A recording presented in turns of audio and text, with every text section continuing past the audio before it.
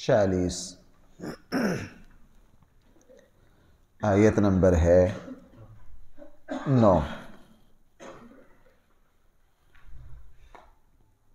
آیت نمبر ہے 9۔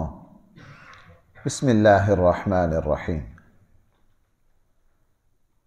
الحمد للہ رب العالمین والصلاة والسلام على سید الانبیاء والمرسلین وعلى آلہ واصحابہ اجمعین۔ اما بعد فاعوذ باللہ من الشیطان الرجیم۔ بسم اللہ الرحمن الرحیم۔ ام حسبت ان اصحاب الكهف والرقیم كانوا من آیاتنا عجبا اذ اوى الفتية الى الكهف فقالوا ربنا آتنا من لدنك رحمة وهيئ لنا من امرنا رشدا فضربنا على آذانهم في الكهف سنين عددا ثم بعثناهم لنعلم أي الحزبين أحصى لما لبثوا أمدا۔ صدق اللہ مولانا العظیم۔ یہاں سے وہ واقعہ شروع ہو رہا ہے جس واقعہ کے نام پر اس سورت کو سورۃ الکہف کہا جاتا ہے۔ کافروں نے جو 3 سوال کیے تھے ان میں سے دوسرا سوال یہ تھا کہ اصحاب کہف کون ہیں۔ اصحاب کہف کی تفصیلات صرف اتنی ہی ہمارے سامنے ہیں جتنی قرآن کریم نے بیان کی ہیں، اس سے زیادہ ہمارے پاس ان تفصیلات کا کوئی ذریعہ نہیں ہے۔ حضرت عبداللہ ابن عباس اور دوسرے صحابہ تابعین کے جو اقوال ہیں ان سے مزید اس کی وضاحت ہوتی ہے۔ اہل علم کے یہاں اس موضوع پر اس واقعہ میں کافی تفصیلات ہیں، میں صرف وہی تفصیلات آپ کے سامنے عرض کرنا چاہتا ہوں جو قرآن کریم کے الفاظ میں ہیں یا جن کا میرے اور آپ کی تربیت سے تعلق ہے۔ پہلے ذرا اس واقعہ کی کچھ تفصیلات میں عرض کر دیتا ہوں، پھر انشاءاللہ ایک ایک آیت کے ساتھ ساتھ جو متعلقہ باتیں ہوگی وہ میں آپ کی خدمت میں عرض کردہ۔ یہ واقعہ کب ہوا اس کی تعیین مشکل ہے، چونکہ قرآن و سنت میں اس کی تعیین نہیں ہے۔ یہ واقعہ کہاں ہوا 2 ٹوک طریقے سے نہیں بتایا جا سکتا، چونکہ قرآن کریم میں اس کی جگہ کی تعیین نہیں کی۔ عام مفسرین نے بہت ساری جگہوں کو اس واقعہ کا محل وقوع قرار دیا۔ یہ لوگ کس دین پر تھے، کس نبی کے ماننے والے تھے، چونکہ قرآن کریم نے اس کی وضاحت بھی نہیں کی اور ہم بھی اپنی طرف سے بیان نہیں کر سکتے۔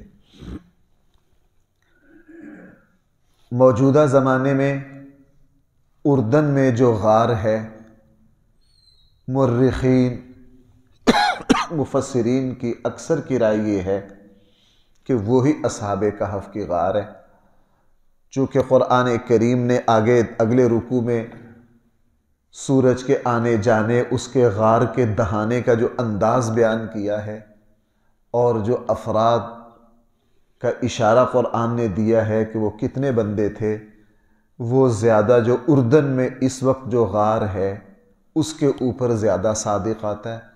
موجودہ اہل علم میں سے اور ہمارے بر صغیر کے وہ علماء جنہوں نے اس موضوع پر خوب تحقیق کی، ہندوستان کے ایک بہت بڑے عالم ہوئے مولانا حفظ الرحمن سہاروی، انہوں نے اس موضوع پر، اور ہمارے بر صغیر کے مولانا سید ابو العلا مودودی اور اس طرح کے اور مورخین جن کو وہاں جانے کا موقع ملا اور جنہوں نے اپنے اسباب کی حد تک چھان پھٹک کی، ان سب کی رائے یہ ہے کہ موجودہ جو اردن ہے، اردن کا جو غار ہے، یہی وہ غار ہے جو اصحاب کہف کا ہے۔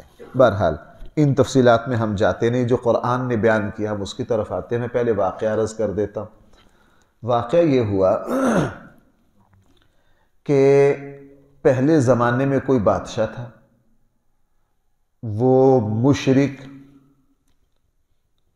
بتوں کے پجاری ہونے کے ساتھ ساتھ ظالم و جابر بھی تھا، لوگوں کو اپنے دین پر زبردستی عمل کرواتا تھا، اور اس بادشاہ کا جو مزاج اور اس کا جو قانون تھا، اس میں اگر اس کے دین سے ہٹ کر کوئی اور دین کو اختیار کرتا تو اس کی سزا قتل تھی، چونکہ اس کو بغاوت سمجھا جاتا۔ پہلے زمانے میں بادشاہوں کو یہ خبت سوار تھا اپنا دین اور اپنی عبادت کروانے کا۔ ایک دن ایسا ہوا کہ اس قوم کی کوئی اجتماعی عبادت، کوئی رسم، کسی میلے کا موقع تھا۔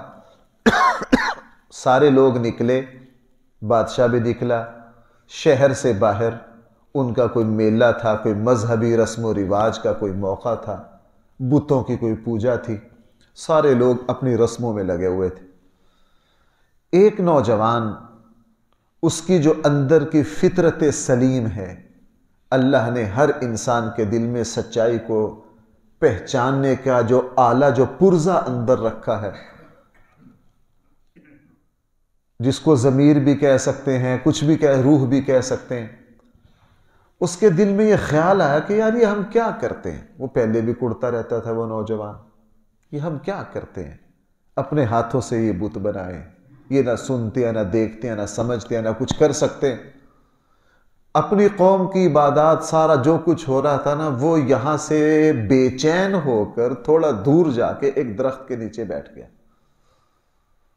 اور اس فکر میں ڈوبا ہوا تھا کہ میری قوم کر کیا رہی ہے۔ اتنے میں ایک نوجوان اور آیا، وہ بھی آ کر بیٹھ گیا۔ اندر کشمکش اس کے بھی وہی تھی جو پہلے کی تھی۔ 2 آئے، 3 آئے، 4 آئے، 5 7 آ کر بیٹھ گئے، سب اپنی اپنی سوچ میں گم۔ اور اللہ تعالی، ہمارے یہاں اتفاق کہا جاتا ہے، اللہ تعالیٰ کے یہاں وہ غیبی نظام ہے۔ اللہ تعالیٰ جب کسی چیز کو وجود دیتے ہیں، اذا اراد شیئا ان یقول له کن فیکون، بس اس کا غیبی نظام حرکت میں آیا۔ میں نے جو اس جمعے میں عرض کیا تھا، وہ کیا عرض کیا تھا؟ واللہ خیر الماکرین۔ خفیہ تدبیر کرنا یہ اللہ کی شان ہے۔ اللہ کی تدبیریں اسباب کی محتاج نہیں ہوتی۔ اب اللہ کی تدبیر نے 1 2 3 4 5 ان کو درخت کے نیچے اکٹھا کر دیا۔ سارے اپنے اندر کی کشمکش میں گم رہے، غور و فکر میں ڈوبے رہے۔ ایک نوجوان تھوڑا سا سنبھلا، اس نے کہا یار یہ سارے ہی اپنی اپنی فکروں میں گم ہیں، میں بھی اپنی سوچ بچار میں گم ہوں۔ اس نے دوسرے سے پوچھا یار آپ کس الجھن میں ہو، کیا سوچ رہے ہو؟ وہ بھی چپ، وہ بھی چپ، کوئی بتائے نہ، چونکہ سب کو پتا تھا کہ بادشاہ کے دین سے نکلنا بھائی کیا ہے؟ بغاوت۔ ایک نے تھوڑی سی دلیری کر کے، یہاں الفاظ آ رہے ہیں، ایک نے تھوڑی سی دلیری کر کے کہا یار میں اس سوچ میں ہوں، یہ ہماری قوم کر کیا رہی ہے؟ یہ بتوں کو پوج رہی ہے، پتھر کے ہیں، خود بنائے ہیں، یہ کوئی دین ہے؟ میں اس دین سے بیزار ہوں۔ مجھے یوں لگتا ہے کہ ہمیں جو عبادت کرنی چاہیے وہ صرف اس کی کرنی چاہیے جو زمین و آسمان کا رب ہے۔ جو کس کا رب ہے؟ جو ہمیں پیدا کرنے والا ہے۔ بس اس کا یہ کہنا تھا، دوسرا بھی ابل پڑا، چونکہ اس کے اندر بھی موجیں موجزن تھی، اس نے بھی کھل کر اپنے جذبات کا یہی اظہار کیا۔ تیسرا بھی بول پڑا، چوتھا بھی جب سارے بول پڑے نا، پھر ان کو سمجھ آیا کہ اوہو، یہ تو اللہ کی رحمت نے ہمیں یہاں جمع کیا۔ تھے یہ شاہی خاندان کے، تھے شہزادے، کوئی وزیر کا بیٹا ہے، کوئی بادشاہ کا بھتیجا ہے، یہ شاہی خاندان کے نوجوان تھے، کوئی عام بندے تھے نہیں۔ یہاں سے ان کا آپس کا تعلق ہو گیا، یہ آپس میں ملتے رہتے، کہیں پہاڑی کی غار میں، کہیں ادھر کہیں ادھر بیٹھ کر اپنے ایمان کو تازہ کرتے اور صحیح دین کو سمجھنے کی کوشش کرتے، اللہ کی عبادت بجا لاتے، بتوں کے شرک سے اپنے آپ کو بیزار رکھتے۔ کافی دن یہ سلسلہ چلتا رہا، چلتے چلتے چلتے چلتے سی آئی ڈی کے لوگوں نے ایک دن ان کی مسلسل ان کی ایک جگہ بیٹھنا، عبادت کرنا، اس کو نوٹ کیا۔ نوٹ کر کے بادشاہ تک شکایت چلی گئی کہ جی کچھ لوگ آپ ہی کے خاندان کے شہزادے جو ہیں وہ آپ کے دین سے بیزار ہیں۔ جب شکایت کی بادشاہ نے طلب کیا، اور جب بادشاہ نے طلب کیا تو ان کے والدین کو، ذمہ داروں کو بھی بلا لیا۔ بادشاہ نے پوچھا کہ تم کیا کر رہے ہو ایک عرصہ سے؟ جب ساری شکایت کی تفصیل سامنے رکھی تو ان میں سے ایک اللہ کے بندے نے یہ سمجھا کہ اب ہمیں حق بات بیان کرنی چاہیے۔ اس نے دلیری کے ساتھ قرآن کے الفاظ میں بادشاہ کے سامنے اس کا خطاب کا ایک ٹکڑا قرآن نے ذکر کیا۔ اس نے کہا جناب، اصل یہ ہے کہ ہمارا جو خالق و مالک ہے وہ ہے جس نے ہمیں پیدا کیا ہے، اس سارے کائنات کو پیدا کیا ہے، ہمیں اسی کی عبادت کرنی ہے، اور جن پتھروں کو ہم پوجتے ہیں اور آپ کو جو سجدہ کروایا جاتا ہے ہم اس سے بیزار ہیں۔ یہ شرک کھل کر کسی طرح کی بغیر لیگی لپٹ کے انہوں نے دو ٹوک اپنی بات بیان کر دی۔ بادشاہ جو تھا اس نے بظاہر عقل مندی سے یہ کام لیا کہ چونکہ یہ شاہی خاندان کا حصہ ہے اور کہیں بات بگڑ نہ چاہے، انہیں کہا کہ چونکہ تم شاہی خاندان سے تعلق رکھتے ہو، ہمارے ہی بانجے بتیجے، ہماری ہی اولاد ہو، اس لیے میں تمہیں مہلت دے رہا ہوں، تم جلدی سے اپنے اس فیصلے پر نظر ثانی کر لو، وگرنہ تمہیں پتہ ہے میرے یہاں اس کی سزا کیا ہے؟ قتل ہے، تمہارے سر قلم کر دیے جائیں گے۔ ان کو کچھ دن کی مہلت ملی۔ جب ان کو کچھ دن کی مہلت ملی، انہوں نے اپنے ضمیر کو ٹٹولا، باہر کے دباؤ کو ٹٹولا، تو ان کے ضمیر اور ان کے اندر کی آواز یہ تھی، جناب ہم اپنے اس صحیح دین کو چھوڑنے کے لیے تیار نہیں ہیں۔ اب جان جانی ہے، کیا کریں؟ پروگرام یہ بنا کہ یار کہیں جا کے چھپ جائیں، حالات کا مقابلہ کرتے ہیں۔ پروگرام کے تحت یہ نکلے اور نکل کر جا کے ایک غار میں چھپ گئے۔ اتفاق ایسا تھا کہ جب غار میں گئے، یہ صبح کا وقت تھا، اور اللہ کے سامنے پتہ نہیں کس طرح گڑ گڑائے ہوں گے، ہم تو اس کیفیت کو نہیں بیان کر سکتے۔ ان کے دل کی، ایمان کی سطح پتہ نہیں کتنی اونچی ہوگی۔ اپنے اللہ کے ساتھ انہوں نے پتہ نہیں کیا باتیں کی ہوں گی اپنے اللہ کے سامنے۔ یہاں ان کی دعا کا صرف ایک لفظ، آپ ذرا صفحہ نمبر 41 ہے نا، اس کی ذرا تیسری لائن میں دیکھنا، جب یہ جانے لگے نا تو یہ کہا، ربنا آتنا من لدنک رحمہ، اے اللہ ہمیں اپنی طرف سے رحمت سے نواز، ہم مشکل میں ہیں، اللہ ہمیں اپنی طرف سے کیا کر، وَهَيِّئْ لَنَا مِنْ أَمْرِنَا رَشَدًا، اے اللہ ہمیں سیدھی راہ تک پہنچا، ہم سب کچھ قربان کرنے کے لیے تیار ہیں۔ یہ دعا مانگتے ہوئے نکلے اور غار میں پہنچ گئے۔ غار میں جا کے اپنے آپ کو، مقصد ان کا چھپنا تھا، لیکن ان کو کیا پتا تھا کہ اللہ کی قدرت کیا چاہ رہی ہے۔ جب غار میں گئے تو اللہ جل جلالہ نے ان کے اوپر نیند کو، موت کو مسلط کر دیا۔ اب یہ تو جان بچانے کے لیے گئے تھے، جب یہ چھپ گئے جا کے اللہ نے ان پر نیند کو مسلط کر دیا۔ پیچھے سے پتہ چلا کہ وہ ہمارے جو خاندان کے لوگ جو بے دین ہو گئے تھے وہ غائب ہیں۔ بادشاہ نے، اس زمانے کی پولیس نے بڑی چھان پھٹک کر 6 مہینے سال لگے رہے۔ وہ سمجھ گئے کہ پتہ نہیں ان کو زمین کھا گئی یا آسمان کھا گیا، وہ سمجھے کہ یہ گم ہو گئے۔ وہ سمجھے کیا، انہوں نے پوری شاہی رپورٹ لکھ کر اب ادارے میں محفوظ کر لی کہ ہمارے اس طرح کے کچھ نوجوان گم ہو گئے، اور ان کو پتہ نہیں تھا کہ اللہ کیا چاہ رہے ہیں۔ یہ غار میں چلے گئے، جا کے سو گئے، اور صبح کا وقت تھا جب یہ غار میں داخل ہوئے تو قرآن آگے کہہ رہا، بھائی کتنا عرصہ سوئے؟ وَلَبِثُوا فِي كَهْفِهِمْ 300 سِنِينَ وَازْدَادُوا 9، یہ 309 سال سوئے رہے، 3 صدیاں۔ کیا بھائی؟ 3 صدیاں، 3 صدیاں سوئے رہے، اور 3 صدیوں میں آپ اندازہ لگا لیجئے کتنی سردیاں آئی ہوں گی، کتنی گرمیاں آئی ہوں گی، کتنے طوفان آئے ہوں گے، کتنی بارشیں آئی ہوں گی، موسمی تبدیلیاں کتنی آئی ہوں گی، لیکن صحیح سالم یہ اس غار میں سوئے رہے۔ صبح کو داخل ہوئے تھے، اتفاق کی بات ہے جب شام کا وقت ہو رہا تھا 309 سال کے بعد ان کی آنکھ کھلی۔ جب آنکھ کھل کے بیٹھے تو آگے یہ خود تبصرہ کر رہے ہیں، اگلے رکوع میں آ رہا ہے۔ بعض دفعہ بندہ زیادہ سو لیتا ہے نا، بندہ کہتا ہے یار میں تو آج بہت زیادہ سو لیا ہوں، تو سو کر اٹھے، ایک دوسرے کو کہنے لگے یار ہم تو بہت زیادہ سوئے ہوئے تھے۔ آپ کو پتہ ہے جب اس طرح کی پریشانی سے کہیں نکل کر آدمی پرسکون ماحول میں جاتا ہے، نیند بھی گہری آ جاتی، تو کہنے لگے یار آج تو ہم بہت زیادہ سو لیے، بھوک بھی لگ گئی۔ کتنا سوئے؟ ایک نے، دوسرے نے کہا یار مجھے لگتا ہے آدھا دن، اور دوسرے کا نہیں سارا دن، صبح آئے تھے شام ہو گیا، ہم تو سارا دن ہی سوتے رہے، اور محسوس کیا کہ بھوک بھی لگ رہی ہے۔ بھوک بھی بتا رہی ہے کہ ہم بہت زیادہ سوئے ہیں. کہنے لگے چلو پہلے کھانے کا انتظام کرتے ہیں. ایک بندے کو کہا جا یار تو کھانا لے کے آ. ان کا تقوی دیکھیے, اس سے کہا یار کھانا لے کے آ, ذرا حلال تلاش کرنا, پاکیزہ کھانا تلاش کرنا. ابھی تک ان کو کوئی پتہ نہیں کہ قدرت نے کیا چال چلی ہے. ابھی تک ان کو خود پتہ نہیں کہ قدرت نے, ان کو خود اپنے بارے میں پتہ نہیں کہ ہو کیا گیا. اور وہ بندہ جب گیا سامان کسی ہوٹل پر گیا, اس زمانے کے اعتبار سے کسی تنور پر گیا, وہاں جا کے کھانا لیا 7-8 دوستوں کا, اور یہ چھپتا چھپتا جا رہا ہے کہ کہیں پکڑا نہ جاؤں.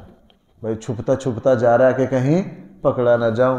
وہاں جا کے کھانا لیا. کھانا لے کر جب اس کو پیسے دیے نا, تو وہ ہوٹل والے نے جو سکہ دیکھا نا, وہ سکہ دیکھ کر ڈر گیا.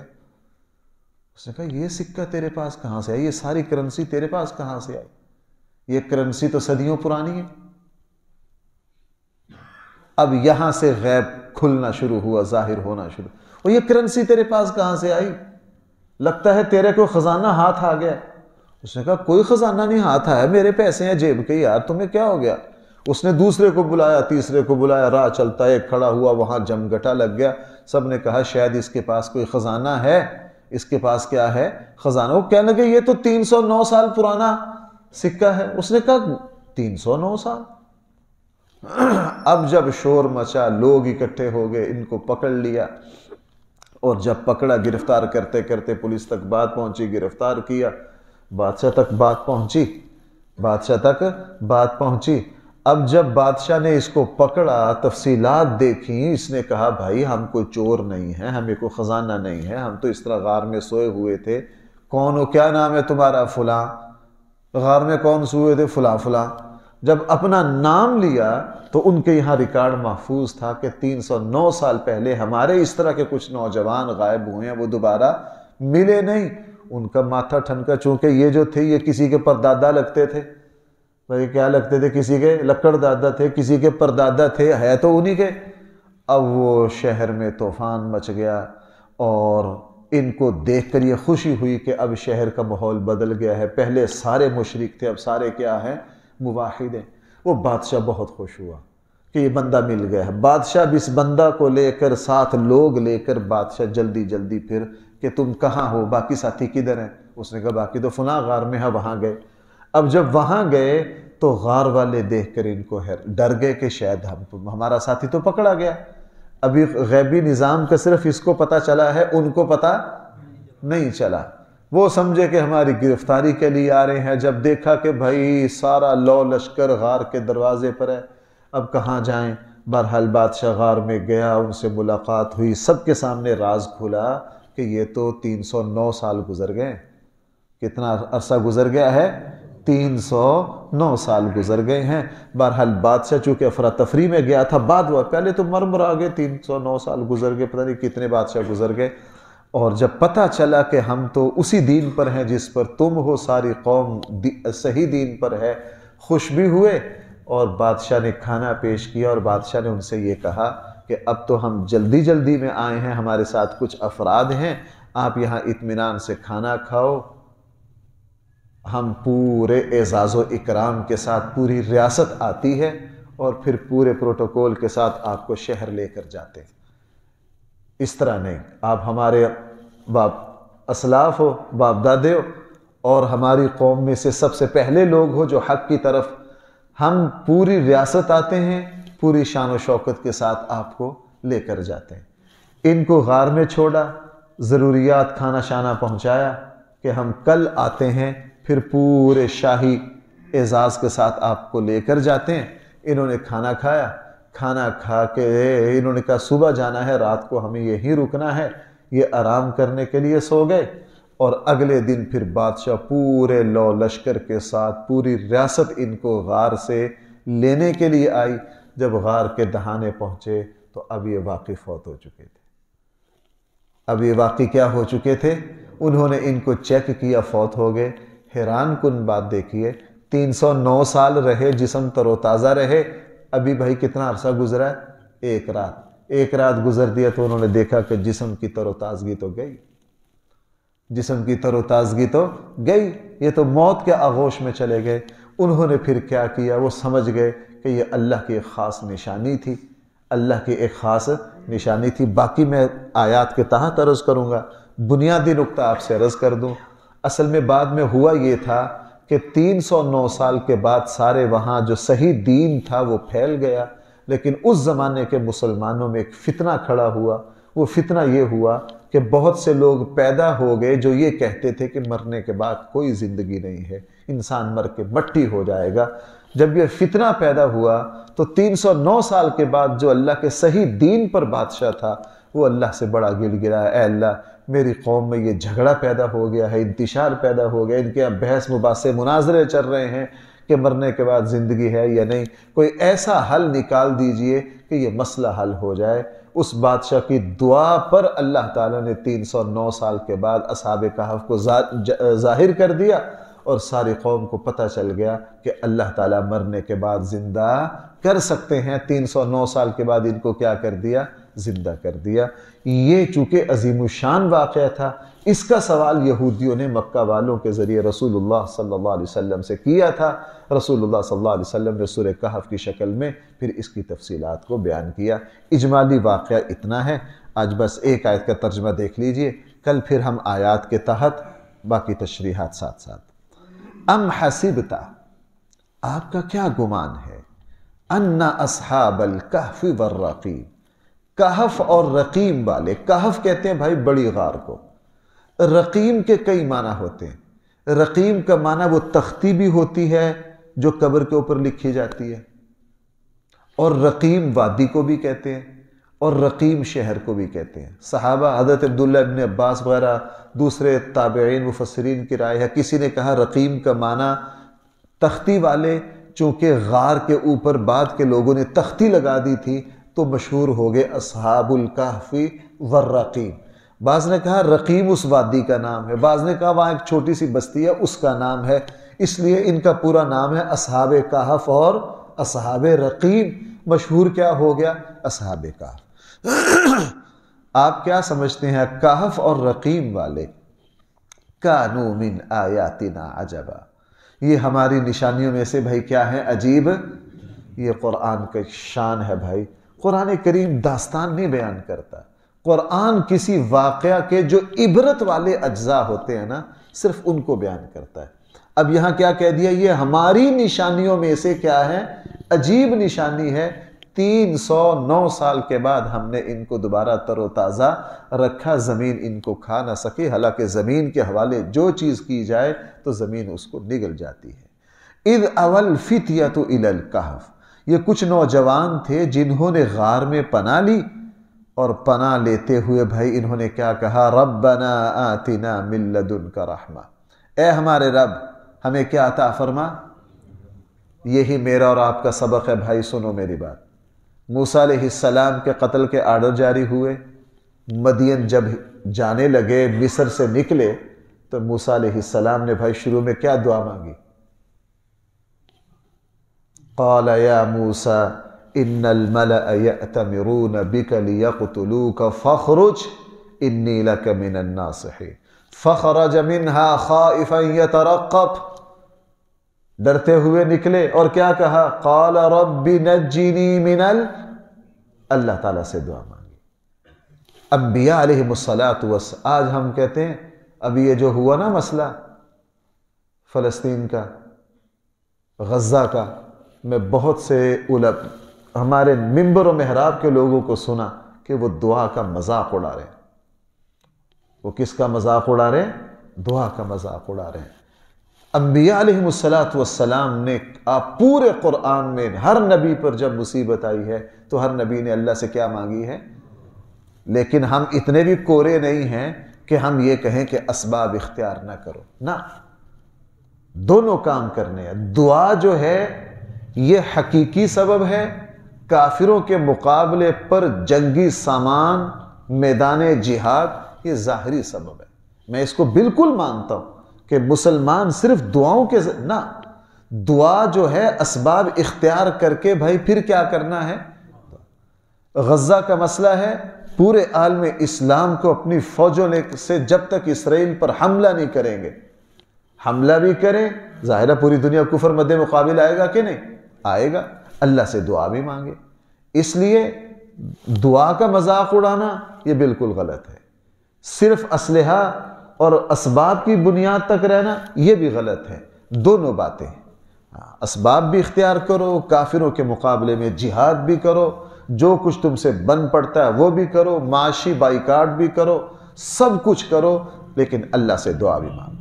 ربنا آتینا، انہوں نے اپنے اللہ سے دعا مانگی، من لدنک رحمہ، آپ اپنی طرف سے ہمیں رحمت عطا کیجئے، وہیئ لنا من امرنا رشدا، اور اپنی طرف سے ہمیں سیدھی راہ بھی دکھا دیجئے۔ یہ بھی سلسلہ کلام چل رہا ہے، انشاءاللہ اسی آیت سے کل دوبارہ چلیں۔